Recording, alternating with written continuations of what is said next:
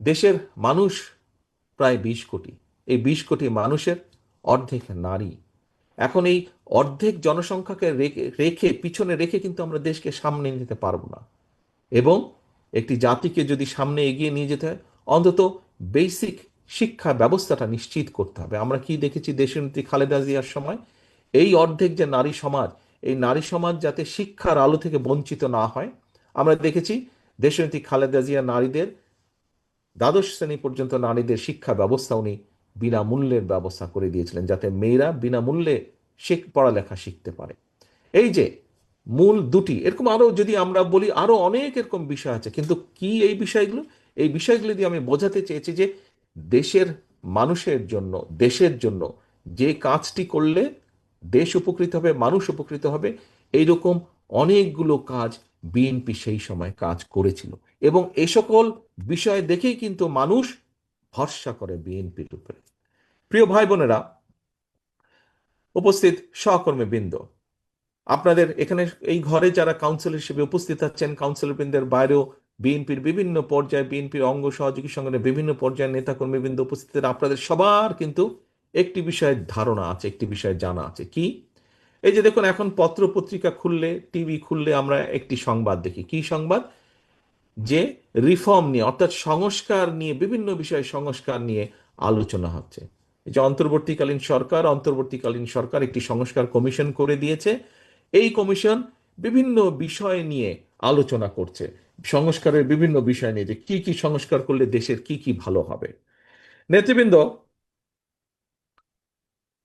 আপনাদের প্রত্যেকের জানা আছে, প্রত্যেকের ধারণা আছে, এই যেই সংস্কারগুলোর বিষয়ে আলাপ আলোচনা হচ্ছে, এই সংস্কারগুলোর বিষয় আপনার দল, বাংলাদেশ জাতীয়তাবাদী দল বিএনপি, আজকে থেকে 2-2.5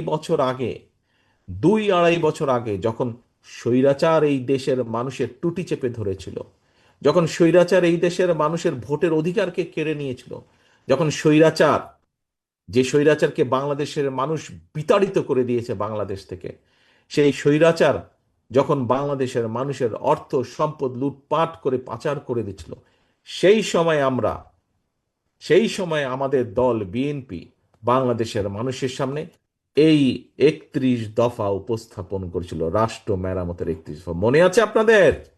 মনে আছে আপনাদের? আচ্ছা, মনে অবশ্যই আছে আপনাদের, আমি জানি।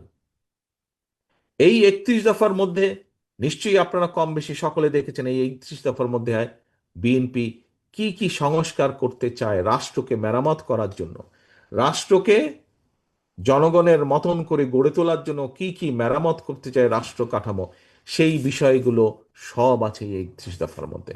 আজকে যদি আপনি আপনার দলের এই 31 দফা এবং অন্তর্বর্তীকালীন সরকারের যে সংস্কার কমিশন আছে সে তাদের বক্তব্য যদি থাকেন, দেখবেন যে প্রায় সবগুলো বিষয়, 2-4টা হয়তো এদিক ওদিক থাকতে পারে, কিন্তু সবগুলো বিষয় মিলে যাচ্ছে।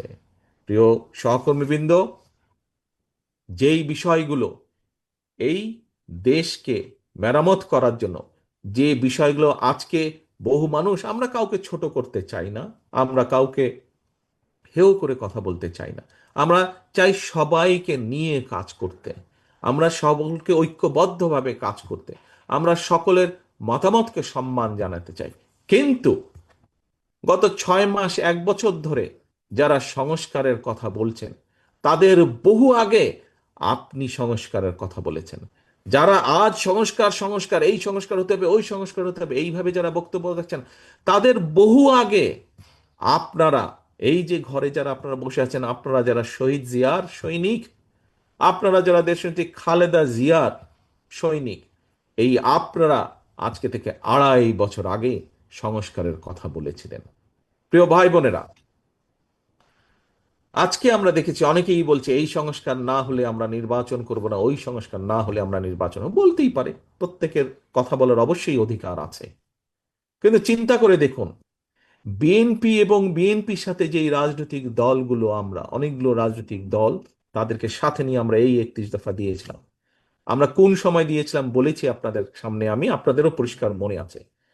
কেন আমরা সেই সময় দিয়েছিলাম এই 31 দফা বলেন বা এই সংস্কার কর্মসূচি কেন দিয়েছিলাম? কারণ বিএনপির দেশ পরিচালনা করার অভিজ্ঞতা আছে। বিএনপির অভিজ্ঞতা আছে বিএনপির অভিজ্ঞতা আছে এই দেশের খাদ্য উৎপাদন কিভাবে দ্বিগুণ করতে হয়।